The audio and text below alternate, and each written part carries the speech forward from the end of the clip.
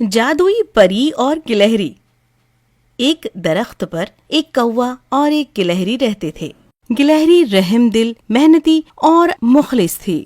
اس کے برخلاف کوا خود غرض اور کاہل تھا۔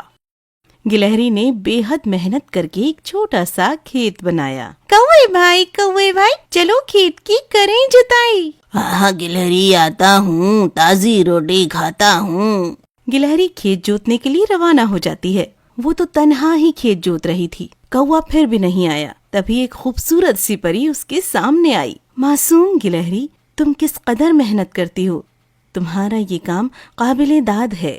پری نے اپنی ستارہ چھڑی سے گلہری کو جادوئی طاقت دی۔ گلہری نے بہت آسانی سے جلدی سے کھیت جوت دیا۔ خوبصورت پری، آپ کا بہت بہت شکریہ۔ ایک روز گلہری اپنے کھیتوں میں گندم بونے کے لیے تیار ہوئی۔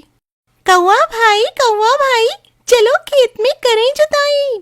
ہاں گلہری، آتا ہوں، تازی روٹی کھاتا ہوں۔ گلہری تنہا ہی کھیتوں کی جانب چل پڑی۔ گلہری نے کھیت جوت دیا اور پری نے اس کی بہت مدد کی۔ وہ فاصلے پر کھڑی ہوئے مسکرا رہی تھی اور گلہری کو حوصلہ دے رہی تھی۔ گلہری کھیتوں میں دانے بوائی اور کوا درخت پر ہی بیٹھا رہا۔ گلہری وقتاً فوقتاً کھیت کی نگہداشت کرتی رہی اور اپنے کھیتوں میں پانی بھی دیتی رہی۔ کوے بھائی، ایک دفعہ ذرا فصل کی جانب تو دیکھو، کیسی لہلہا رہی ہے، دل کو سکون دے رہی ہے۔ ہاں ایک دن تو جاؤں گا، فصل دیکھ کر آؤں گا، گھر پر دانا آئے گا، بڑے مزے سے کھاؤں گا۔ کاہل کوا تو دانوں کے خواب میں ہی گم رہا اور ایک روز فصل پک کر تیار ہو گئی۔ کوا بھائی چلو فصل کی کریں کٹائی۔ اپنی عادت کے مطابق کوا ڈال پر بیٹھا بیٹھا گلہری سے وعدے کرنے لگا۔ چلو گلہری، آتا ہوں، تازی روٹی کھاتا ہوں۔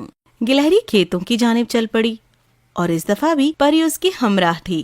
گلہری کٹائی میں مصروف تھی اور پری جادو کر رہی تھی۔ گلہری نے تمام فصل کو کاٹا اور ایک جگہ رکھ دیا اور اس کے 2 حصے کر دیے۔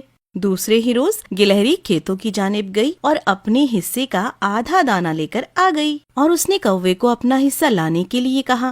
اپنا حصہ تو میں لے کر آئی، اب تمہارا حصہ لاؤ بھائی۔ کوا تو کاہلوں کی طرح درخت پر ہی بیٹھا رہا اور اس کا آدھا حصہ کھیت میں ہی پڑا رہا۔ گلہری نے اپنے حصے کے دانوں کو اٹھایا اور حفاظت سے صحیح جگہ رکھ دیا۔ خوب تیز بارش ہوئی اور کوے کے حصے کے دانے کھیتوں سے پانی کے ساتھ بہہ گئے۔ اپنے حصے کے دانوں کو پانی کے ساتھ بہتا دیکھ کر کوا پشیمان ہونے لگا اور پچھتاوے میں اپنا سر پیٹنے لگا۔ اب پچھتانے سے کیا ہوگا جب چڑیا چگ گئی کھیت۔ پری اس منظر پر مسکرا رہی تھی۔ اس داستان سے ہمیں یہی سبق ملتا ہے، محنتی ہمیشہ خوش اور کاہل ہمیشہ پریشان۔ If you enjoyed this story, please like and subscribe our channel and press the bell icon to get future updates. And don't forget to comment.